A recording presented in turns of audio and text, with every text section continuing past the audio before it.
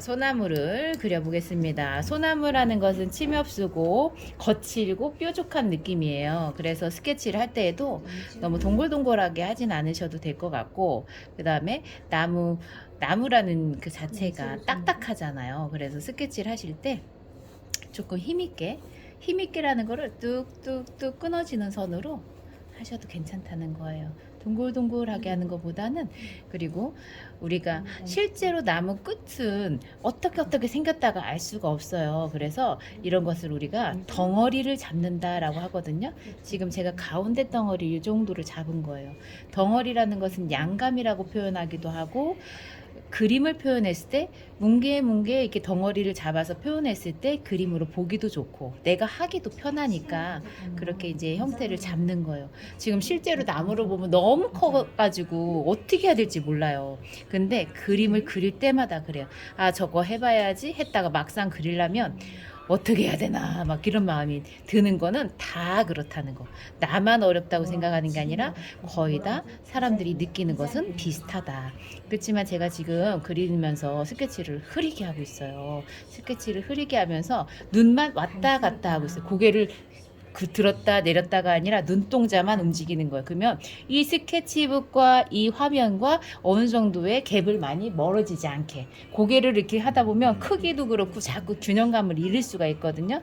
그래서 전체를 자꾸 보는 느낌으로, 그리고 이왕이면 작게 그리면 마음 편하겠지만 이왕이면 조금 크게 그리는 연습이 우리가 그림을 배우는 과정에서는 도움이 된다라고 생각하시면 돼요.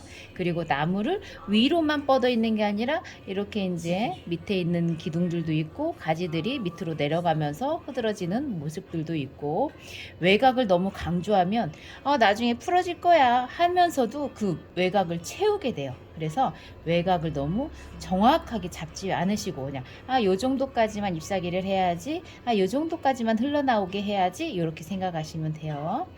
어떻게 보면 스케치가 너무 정확하진 않을 수가 있는데 풍경화가 건물이나 이렇게 인공물이 아닐 때에는 정확지 않아서 오히려 그것을 조금 더 자유롭게 색칠을 하거나 표현을 할 수 있다라고 생각하시면 돼요.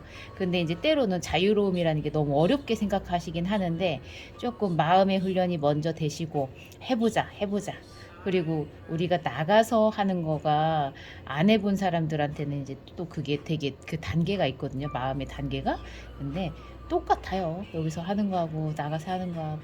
근데 이제 실전보다 미리 마음의 준비도 그렇고 이렇게 그려보는 게 몇 번이 더 있다면 마음이 조금 더 나으실 수 있으니까. 지금 살짝씩 명암을 넣는데 이것은 해도 그만 안 해도 그만이긴 하거든요. 이것은 내가 그냥 스스로 마음 편하고 이만큼이 덩어리다라는 표현으로 하는 거예요. 소나무가 화렵수처럼 풍성하지가 않고 사이사이 공간들이 많이 있어요. 그거를 잘 보시고 제가 이제 하나하나 표현하는 것마다 색감은 어떻게 하나 정답은 아니에요. 이렇게 하는 방법도 있어요 라는 거를 보여드리는 거니까, 제가 그래도 항상 이제 그림을 그릴 때 제 스스로도 느끼는 것은 제가 물을 많이 쓴다는 거예요. 다른 분들보다 수채화를 사용하는 것은 수채화 물감과 물과 종이를 이것을 사용하는 것들은 수채화를 한다라고 하지만 저란 사람이 그림을 그릴 때 다른 사람보다 물을 많이 쓴다는 게 이 수건이 되게 많이 젖더라고요. 그래서 물을 많이 쓰는 건데 저는 수채화는 물이라고 생각을 하니까, 우리가 그림을 수채화로 하는데 물맛이 없고 그냥 건조한 것보다는 물맛이 있으면 좋겠다라는 거예요. 그래서 물을 쓸 때 이제 적절하게 쓰는 것들이 좋은데 제가 이제 조금 평상시에 많이 쓴다라는 걸 이제 유념하시고요. 지금 물을 칠했어요.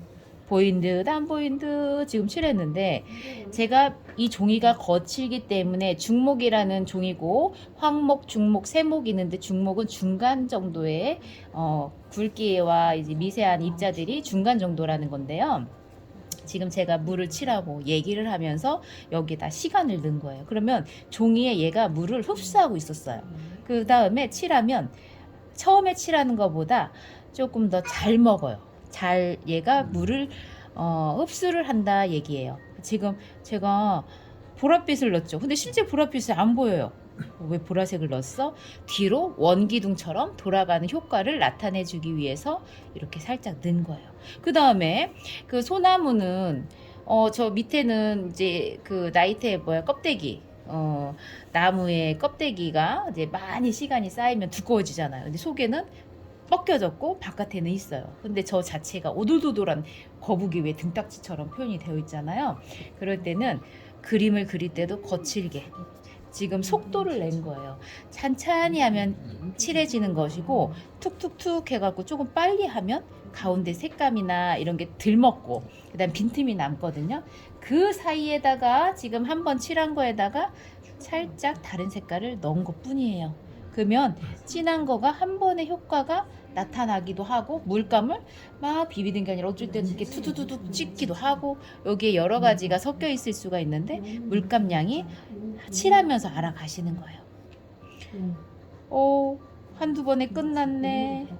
자, 이럴 때는 찬찬히 해서 모양을 만들어주고, 자, 위쪽에다가는 저기 아까 그 밝은 부분이라고 했죠? 그럴 때는 좀 밝은 색깔로 칠하면서 붓을 눌렀다가 뺐다가 콕 찍었다가 때로는 점으로 했다가 지금 이 상황을 그리기는 사실 어렵죠. 근데 눈으로 보고 저렇게 할 수도 있구나 하다 보면 이제 제가 시연을 하거나 선생님들한테 이제 그림에 살짝 터치를 한다거나 이럴 때 계속 누적이 되면 손으로 표현하실 수가 있어요. 그래서 지금 왜 난 저렇게 안 되냐 이게 아니라 자꾸 보시고 이럴 수도 있구나.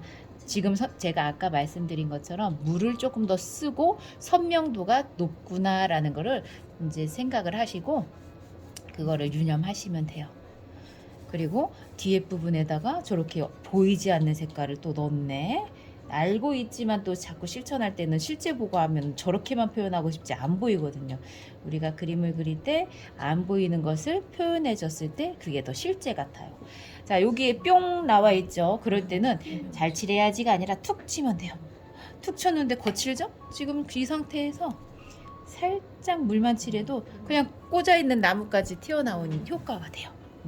자, 그 다음에 햇살을 많이 받는 부분이 지금 오른쪽에 있고 그래서 이쪽이 어두워졌죠. 그 다음에 왼쪽은 전체적으로 어둡고 근데 초록색이에요. 다 초록색이야. 근데 지금 그림을 그릴 때 덩어리 얘기를 했어요. 덩어리에다가는 밑에 부분에다가 녹색이 아닌 색 녹색이 아닌 색은 뭐 붉은 계열도 있고 푸른 계열도 있고 지금처럼 고동빛의 색감들도 있어요. 지금 이것도 안 보이죠? 이건 안 보이는데 덩어리를 위한 반사광처럼 뒤로 쑥 빠지거나 아래로 더 들어가 보이는 효과를 주는 그런 색감을 칠하고 있는 거예요. 지금 이렇게 붓을 비볐죠? 자연모들은 이런 거친 효과를 낼 수가 있어서 이제 이럴 때 좋은데 인공모는 탄력도가 좋으니까 그건 그대로 쓰임새가 있는 거고 그 다음에 오른쪽이 밝다고 했으니까 밝은색 연두빛이나 밝은색을 쓸 거예요. 자, 밝은색을 막 칠했는데 여기도 어디는 물이 있고 어디는 좀 진하고 이렇게 있죠. 자, 하나하나 칠합니다 해서 이렇게 골고루 칠할 수가 있는데 우리 선생님들은 아직 그 정도의 이제 색감을 표현하고 싶으실 거고 근데 제가 자꾸 보여드리는 것은 거침없이 하는 것들은 선생님들이 아직 다 괜찮아요. 뭘 해도 괜찮아요. 자꾸 해보는 거 눈으로 보고 자꾸 칠해보는 거 이렇게 해보고 싶잖아요. 그 해보고 싶다는 거는 나도 자유롭게 해보고 싶은데 어렵죠. 근데 그거를 하는 사람이 또 달라져요. 왜냐면 겪어봐야지 아는 거예요. 그래서 차근차근 하나하나 하는 거하고 지금 거칠게 하면서 또 느껴보는 심장 떨림하고 그리고 지금 중간에 이렇게 빈틈이 남아있는 걸 가지고 그 끝에다가 조금씩 뾰족뾰족하게 하면 이 자체가 벌써 침엽수 효과가 나는 거예요. 일일이 다 하면서 이게 어디가 끝이야 이걸 어떻게 마무리해야 돼 이렇게 되거든요. 그래서 전체적으로 하면서 그 분위기를 잡고 그 다음에 진한 것들에다가 어두움도 살짝 과감하게 해주고 물감을 섞을 때도 꼭 온전하게 다 섞는다기보다 상황에 따라서 좀 덜 섞여도 괜찮다는 거예요. 자, 그리고 빈틈을 조금 남겨주셔서 가셔야 돼요. 네. 자, 깃붓을. 네, 선생님. 선생님 선물까지 제가 안내해 주세요. 네. 최고예요. 유튜브에 말 다 들어간다. 안녕하세요. 이런 거 들어가도 돼요, 참? 네, 괜찮아요. 뭐 안 될 게 어딨어? 빵빵 터지는 말들도 다 들어가더라. 선생님 목소리 다 이쁘게 다 들어갔을 거예요. 자, 이렇게 붓을 눌러서 비벼가면서, 그리고 가지가 없어도 옆에다가 그릴 수도 있고 하면서 이렇게 번짐이 있죠. 이 종이 자체가 다르긴 하지만 선생님들 그런 종이로도 어느 정도는 나올 수가 있어요. 그래서 이건 뭐가 달라서 그래, 뭐 꼭 그렇기보다는 자꾸 시도해 보는 거예요. 종이가 좋아도 표현이 안 될 수도 있는 거고, 종이가 조금 달라도 어느 정도는 가능한 것들이 있으니까. 자연물의 특징은 자연스럽게 만들어내는 거. 인공물처럼 너무 규칙적인 터치들, 색감들 이런 거보다 조금 자유롭게. 내가 그리고 그림을 배운다라는 마음은 당연하지만 내가 그림을 하고 있다라는 생각을 하시면 돼요. 내 그림이 있다. 내 그림이니까 내가 한번 해보고 싶은 대로 해본다. 근데 이제 우리 성광쌤 그림처럼 딱 열심히 했는데 뭔가 조금 선명도가 떨어지거나 이러면 그 선명도를 중점으로 그것만 생각하시면 돼요. 물감량을 조금 더 과감하게 쓴다거나 물을 조금 더 쓴다거나 이랬을 때 그 차이가 있겠죠. 마음은 그런데 하는 습관이 계속 같아져서 그런 거예요.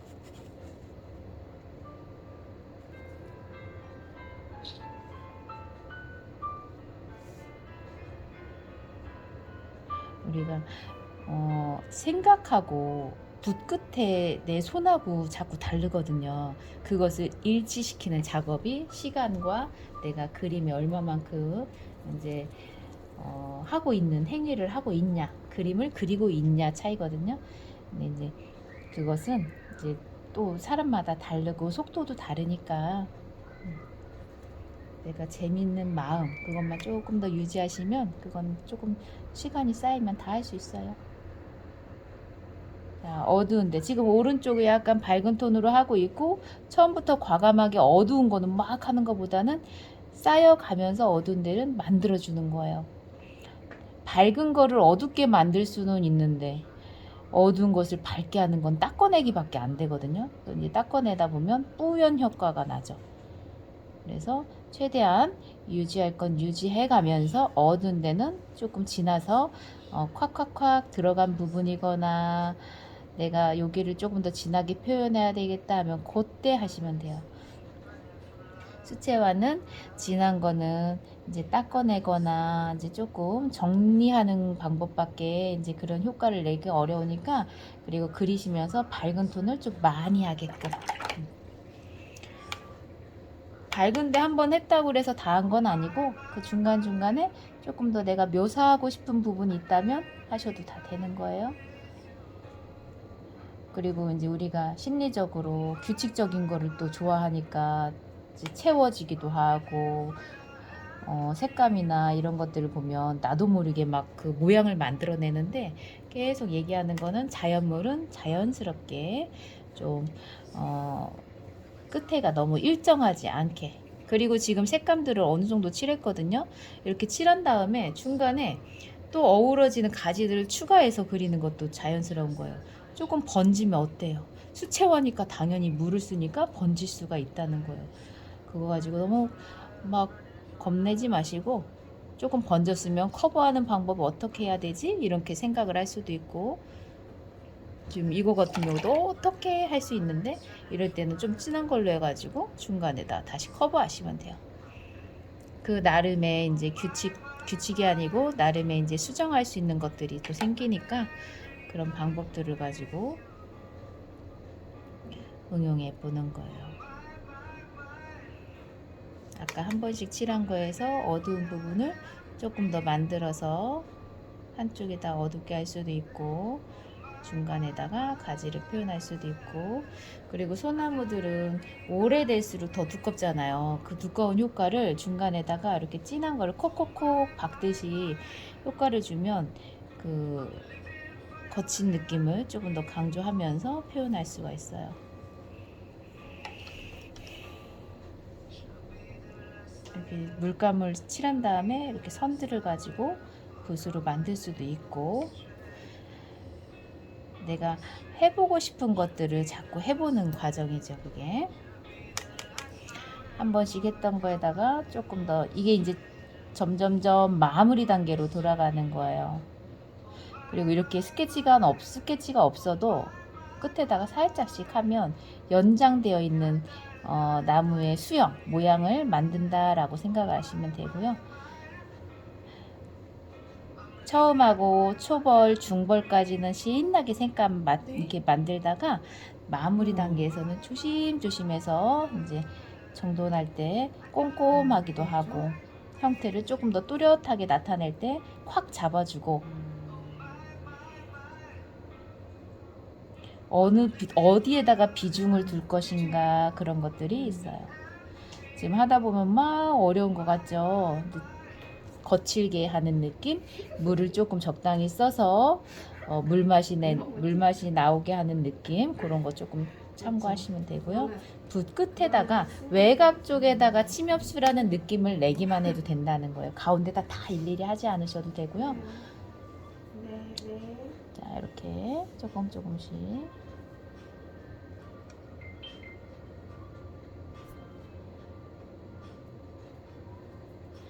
가지가 밑에 쭉 내려져 있는데, 이럴 때도 다 하지 않으셔도 돼요. 중간에 살짝씩 꺾어지는 것처럼. 우리가 하다 보면 다 해야 되는 것 같은데 그러지 않게 마음만 먼저 그렇게 하시고, 이거 보세요. 지금 가지가 중간에 끊어졌다가 끝에다 조금 했는데 그 상태에서 조금만 이어져도 그냥 그 느낌의 나무 같아져요. 색깔을 자꾸 섞어보면서도 내가 너무 많이 섞었나, 너무 조금 섞었나, 그런 걸 이제 칠해보면 아니까. 단계를 많이 할수록 좁혀지실 거예요. 내가 이 색깔이 맞나 아닌가 옆에다가 종이를 사실은 찍어두고 하는 분들이 계시는데, 그러지 않는 게 저는 좋다고 생각해요. 실전에 계속 하시다가 보면 그게 이제 되는 건데, 여기 했을 때하고 또 이 단계를 또 거쳐야 되거든요. 그래서 그냥 바로바로 한번 해보시고 쭉 완성한 다음에 좀 부족하면 다음에 다시 다른 거 할 때 또 보완하면 되는 거고, 바로 하시는 쪽으로 생각을 하셨으면 좋겠어요. 그리고 어느 정도 되면 우리가 수채화를 일부러 탁하게 하거나 뭐 그림을 꽉 차게 일부러 하려고 하거나 이런 건 아니라서, 적당한 때에 아쉬워도 요만큼 끝, 이렇게 하는 게 좋아요. 계속하면 이제 수채화 같은 느낌이 안 들기도 하고, 경쾌성이 좀 떨어질 수도 있고, 시간이 들어가고 정성은 많이 들어갈 수는 있는데, 이제 내 스스로가 마음이 이제 좀 막 내려가죠. 지쳐지고. 그러니까 딱 적당히 이 정도에서 아쉽지만 여기서 끝 하고 다음에 다른 그림 들어가고, 꼼꼼한 그림을 한번 하면 좀 쉬운 그림, 편한 그림을 하고, 이 내 마음의 위 높낮이를 조절을 할 줄 알아야 돼요. 요번에 좀 마음에 안 드시니까 다음엔 다 더 잘해야지, 이런 마음은 이제 막 점점 힘들어질 수 있으니까, 한번 시간이 많이 들어간 그림 하면 가볍게 하는 그림, 그 다음에 조금 그게 채워졌으면 조금 더 요번에는 시간을 두고 하는 그림을 해봐야 되겠다, 이런 마음으로 하셔도 좋고, 이런 느낌 하겠습니다.